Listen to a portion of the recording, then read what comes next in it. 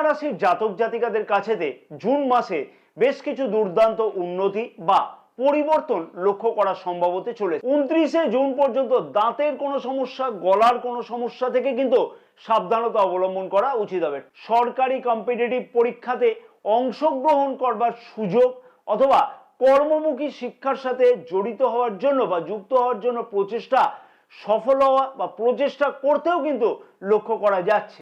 Life পার্টনারের কর্মক্ষেত্রের জায়গাতে অথবা কেরিয়ারের দিক থেকে দুর্দান্ত উন্নতি বা পরিবর্তন কিন্তু লক্ষ্য করা সম্ভব হতে চলেছে জুন মাসেতে। 30শে জুন থেকে কিন্তু অনেক বেশি বা দুর্দান্ত পরিবর্তন লক্ষ্য করা সম্ভব হবে। ম্যানেজমেন্ট স্কিল কিন্তু দুর্দান্তভাবে বৃদ্ধি পাবে এই মাসেতে।